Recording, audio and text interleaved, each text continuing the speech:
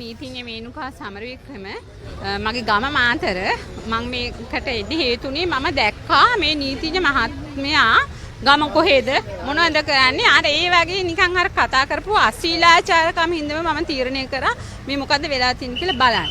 ඊට පස්සේ හොයලා බැලුවම මම දැනගත්තා ඇත්තටම මේ නීතිඥ මහත්මයාට ගහලා නැහැ. ඒ වගේ සිදුවීමක් වෙන්න තියෙන ඉඩ සම්භාවිතාවේ බොහෝම අඩුයි. ඒක අපේ මේ අවුරුදු 25ක ප්‍රැක්ටිස් එක තුලම අපි දකිනවා කිසිම නීතිඥයෙකුට ගහන්න අවස්ථාවක් නැහැ මේ ගේට්ටුව ළඟදී. වෙන්නේ මොකද්ද? බන්ධනාගාර බස් එකට යන්න ඉඩ දෙන්න කියන එක.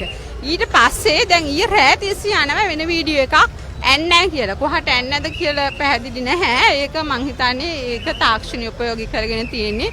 දිගින් දිගටම අධිකරණේ ඒ වීඩියෝ එක පෙන්නනවා. මේ ලැප් එකක් ගෙනල්ලා ඒක මිනිස්සුතුමාට පෙන්නුවා. ඉතින් එතෙන්දී අපි කරුණු තහවුරු කරා. ওই ලැප් එකේ පෙන්නන එකද උනේ හඬපටය අදටත් දීලා නැහැ. ඉතින් ජ්‍යෙෂ්ඨ නීතිඥ මහත්මියෙක් නම් අධිකරණයේ ක්‍රියාවලිය හොඳටම දන්නා. ඉස්සෙල්ලම කරන්න තිබ්බේ පැමිණිල්ල.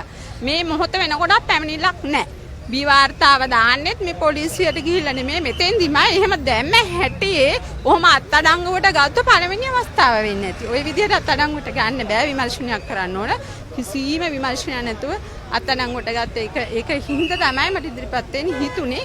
ඊට පස්සේ පසු හැසිරීම ගැන මෙතන අධිකරණයේ පැහැදිලිවම එතුමාගේ ජ්‍යෙෂ්ඨත්වයේ නිලතල එතුමා යුක්තිය වෙනුවෙන් පෙනී හිටිනන් කිව්වට මං කියන්නේ මේ සිද්ධිය වෙලාවේ නීතියයි යුක්තියයි අතර පැහැදිලි පරතරයක් පේනවා.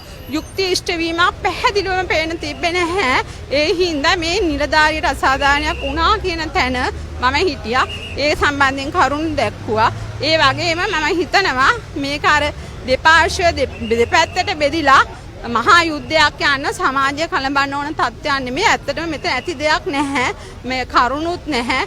ඉස්සෙල්ලා දැමේ 314 වගන්තියයි 316 වගන්තියයි. අද පොලිසිය කියන 316 අයින් කරගන්න බෑ කියලා. ඒකෙම පැහැදිලි වෙනවා මෙතන නඩුවක් ගෙන යන්න තරම් ප්‍රමාණවත් කරුණු නැහැ කියලා. ඒ හින්දා අපි ඉල්ලුවා වෙන සමත මණ්ඩලයට යන්න අපි කැමතියි. හැබැයි අර නඩුවත් එන්න ඕන කියලා. එතකොට ඒ නඩුව දාලා නැහැ. අද බී රිපෝට් එක දුන්නා. ඒ ජ්‍යෙෂ්ඨ නීතිඥ මහත්තයා එන්න කියලා තිබ්බා. අද ඇවිල්ලත් නැහැ. ඉතින් අද උසාවියට එතුමා එන්නේ ඇවිල්ලා නැහැ.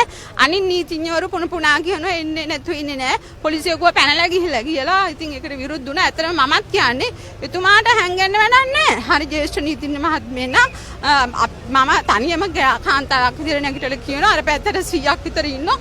ඉතින් එහෙම 100ක් එක එතුමාට නැගිටින්න තිබ්බ විත්ති කූඩුවේ නැගලා මේ මම ඔක කරේ නැහැ කියලා. පැහැදිලිවම මේ තරම් හඬපට තියේදී මේ තරම් පොලිසිය කියද්දි මේ තරම් කලබීමක් තියේදී නීතිඥ මන්තුරු කිව්වේ එහෙම සිද්ධියක් සිද්ධ වුණේ නැහැ කියලා. ඒ වුණාට පැහැදිලි එහෙම සිද්ධියක් වුණා. මම පැහැදිලිවම කියන්න ඕන මම වුණත් මට තත්ත්වයක් තියෙනවා නම් මම නම්බුකාර විදිහට හැසිරෙන මන් දැනගන්න ඕන. මගේ තත්ත්ව රැක ගන්න මන් දැනගන්න ඕන.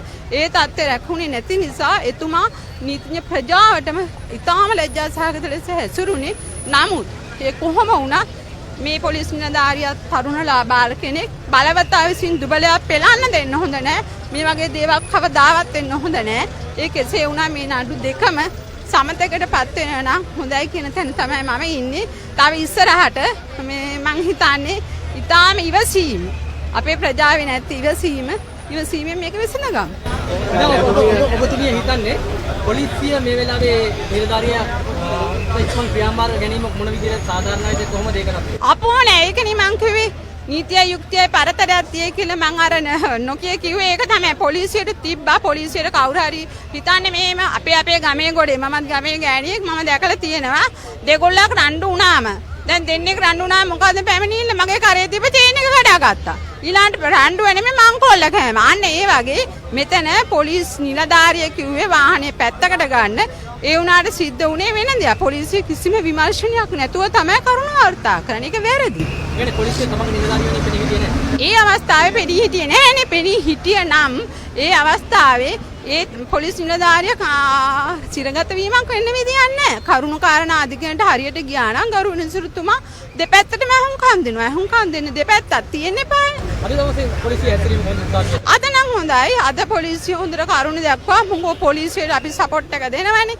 එතකොට පොලිසිය ඒ මත අපිත් එක්ක එකතු වෙලා පොලිසිය හරි කරුණු දැක්වීමක් වුණා. හරි විදිහට අද ගියා කියලා මං හිතන නඩුවේ කරුණු. දැන් මෙච්චර කාලයක් ජනතාව පොලිසියට විරුද්ධව ඉඳලා දැන් එකපාරට මේ විද්‍යාවත් එක්ක ජනතාව පොලිසිය වෙනුවෙන් දෙන්නේ කියලා. මේක පොලිසිය කොහොමද ගන්න ඕනේ? මං හිතන්නේ පොලිසියටත් හොඳ පාඩමක්. පොලිසිය තේරුම් ගන්න ඕනේ. පොලිසිය උනත් හරි දේ කරොත් අපේ ජනතාව මෝඩයෝ නෙමෙයි. මිනිසුන්ටත් හොඳ දැනුමක් තියෙනවා. ඒ හින්දා පොලිස් හැසිරීම මීට වඩා හොඳ වෙන්න. හොඳම උදාහරණය බලන්න ඔය කුඩු නඩු වලට කොයිතරම් තරුණ ප්‍රජාව ගෙනල්ලා දානවද? නීති පොතේ තියෙනවා කුඩු විශාල ප්‍රමාණ කිලෝ ගණන් තියෙනවා ඒවත් එක්ක ඉදිරිපත් කරන. මොන උසාවියටද කුඩුත් එක්ක ඉදිරිපත් කරන? නිකම් කොළ කෑල්ලක් ඉදිරිපත් කළා මෙන්න මේවා වැරදි කියනවා. එහෙමනේ. අනේ ඒ වගේ දේවල් නැතුව පොලිසියත් හොඳ පාඩමක් ඉගෙන ගන්න ඕන. හරි දේ විමර්ශනය කරලා බිය වාර්තා ඉදිරිපත් කරන්න. ඇහැරෙන්න නැගිටින්න